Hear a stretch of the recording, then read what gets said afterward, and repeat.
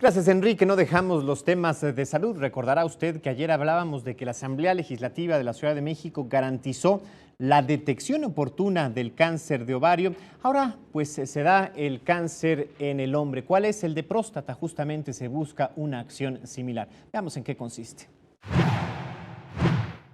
La Secretaría de Salud de la Ciudad de México estará obligada a brindar atención médica a todos los hombres con el objetivo de detectar de manera oportuna el cáncer de próstata, lo anterior al haber sido reformada la Ley de Salud de la capital. La reforma a la ley establece realizar la prueba del antígeno prostático en toda la red hospitalaria, principalmente en los centros de salud de la Ciudad de México para su detección temprana, así como el seguimiento de pacientes que han tenido este tipo de cáncer. De acuerdo con datos del sector salud local, al año 630 hombres mueren por cáncer de próstata. En el 2015, a nivel nacional, más de 6,000 varones perdieron la vida. Se trata de la primera causa de muerte entre este segmento de la población. La forma también contempla el desarrollo de campañas de información sobre la prevención y detección oportuna de este tipo de enfermedad.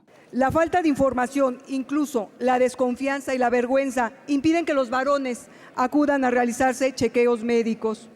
Por ello, son fundamentales las campañas de información y promoción con el propósito de lograr una mayor sensibilización y conocimiento entre la población.